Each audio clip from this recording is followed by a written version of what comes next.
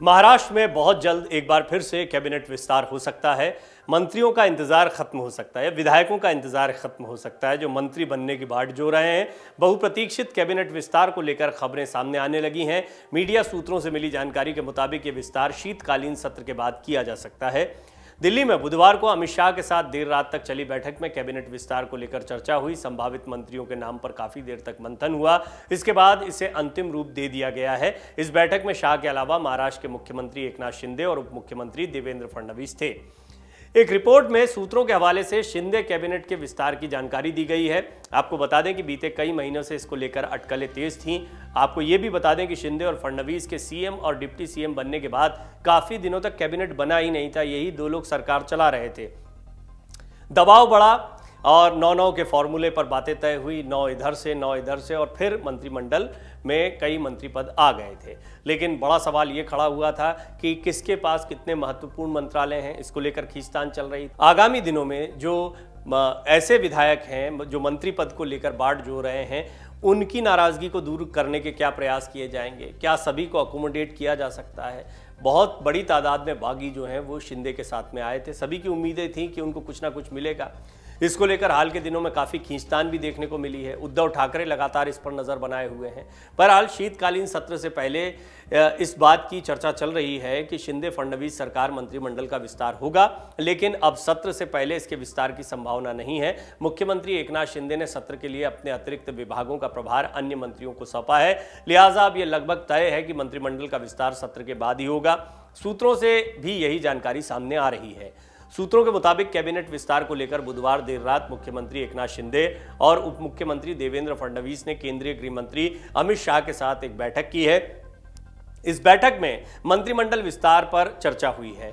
इस बैठक में तय हुआ है कि शीतकालीन सत्र के बाद मंत्रिमंडल का यह विस्तार किया जाएगा। मंत्रिमंडल विस्तार में हो रही देरी को लेकर विपक्ष सरकार पर हमलावर रहा है। विपक्ष का आरोप है कि शिंदे गुट का हर विधायक मंत्री पद चाहता है। एनसीपी के प्रदेश अध्यक्ष जयंत पाटिल ने यह कहा कि अगर उम्मीदें पूरी नहीं हुई तो ये विधायक फिर से टूट जाएंगे। इसी डर के कारण मंत्रिमंडल का विस्तार नहीं किया जा रहा है। नेता प्रतिपक्ष अजीत पवार ने भी इस मुद्दे पर शिंदे और फडणवीस सरकार पर निशाना साधा था। आपको बता दें, वर्तमान में मंत्रालय में मुख्यमंत्री शिंदे और उप मुख्यमंत्री फडणवीस समेत कैबिनेट रैंक के 20 मंत्री हैं। लेकिन कैबिनेट विस्तार में देरी को लेकर विपक्ष हमलावर हो गया है। विपक्ष का कहना है कि शिंदे और फडणवीस के हर विधायक को मंत्री का पद चाहिए, लेकिन अब भाजपा को डर सता रहा है कि मंत्री पद नहीं दिया गया तो असंतुष्ट विधायक फिर से बगावत न कर दें। इससे पहले महाराष्ट्र सरकार की एकनाथ शिंदे मंत्रिमंडल में 18 नए मंत्री शामिल हुए थे। राज्यपाल भगत सिंह कोश्यारी ने राजभवन में सभी मंत्रियों को शपथ दिलाई थी। उद्धव ठाकरे सरकार गिरने के बाद शिंदे ने 30 जून को मुख्यमंत्री के रूप में शपथ ली थी। उनके साथ भाजपा नेता देवेंद्र फडणवीस को उप मुख्यमंत्री बनाया गया था। इसके बाद से राज्य सरकार सिर्फ इन दोनों नेताओं के आश्रय चल रही थी। आपको बता दें, शिवसेना से अलग होकर एकनाथ शिंदे ने भाजपा के साथ मिलकर सरकार बनाई, लेकिन शिंदे और उप मुख्यमंत्री देवेंद्र फडणवीस के अलावा किसी ने शपथ तब नहीं ली थी। उद्धव ठाकरे गुट द्वारा सुप्रीम कोर्ट में याचिका दायर किए जाने के मद्देनजर मंत्रिमंडल विस्तार रुका हुआ था। कोर्ट में यह मामला जल्दी सुलझता दिखाई नहीं दे रहा। इसके मद्देनजर मंत्रिमंडल विस्तार का फैसला किया गया है। शिवसेना की लड़ाई अब ये भी सबके जहन में चल रही है। आगामी दिनों में बीएमसी के चुनाव हैं, इन्हें बहुत महत्वपूर्ण माना जा रहा है। महाराष्ट्र विधानसभा चुनाव से पहले इन चुनाव को इस लिहाज से भी देखा जाएगा कि एकनाथ शिंदे को शिव सैनिकों ने स्वीकार किया या नहीं किया। इस सब के बीच में एक के बाद एक उद्धव ठाकरे को कई झटके लगे हैं। इन झटकों में उनके लोग टूट टूट कर, खासतौर पर निर्वाचित जितने भी उनके सदस्य थे वो ज़्यादातर बड़ी तादाद में एकनाथ शिंदे गुट के साथ जा चुके हैं। लड़ाई इस स्तर पर पहुंच गई है कि एकनाथ शिंदे का कहना है, हम अब भी शिवसेना है, हमने पार्टी को नहीं छोड़ा है, हमने पार्टी में कुछ फैसलों को बदला है। शीर्ष नेतृत्व से ज़्यादातर लोग नाखुश थे, इसीलिए हमने मिलकर उन्हें इन जिम्मेदारियों से हटा दिया और उद्धव ठाकरे को मुख्यमंत्री की कुर्सी छोड़नी पड़ी थी। बहरहाल इसके बाद में एकनाथ शिंदे की नई चुनौतियां शुरू हुई थीं।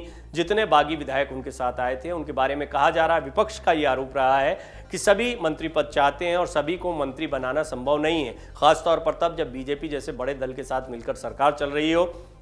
बीजेपी के भी तमाम ऐसे बड़े चेहरे हैं जो मंत्री बनने की बाट जो रहे हैं और देवेंद्र फडणवीस के लिए भी चुनौती है कि उन्हें अपने पक्ष को या अपने गुट को भी साधे रखना है। बहरहाल इस सब के बीच में अमित शाह के साथ में एकनाथ शिंदे और देवेंद्र फडणवीस की इस मुलाकात को अहम माना जा रहा है और यह तय माना जा रहा है कि आने वाले दिनों में महाराष्ट्र में कैबिनेट का विस्तार देखने को मिल सकता है। डाउनलोड करें अमर उजाला ऐप और पाएं खबरें लगातार। अगर आप ये वीडियो YouTube पर देख रहे हैं तो हमारे चैनल को सब्सक्राइब करें और बेल आइकन को दबाना ना भूलें। अगर आप Facebook पर ये वीडियो देख रहे हैं तो हमारे पेज को लाइक करें।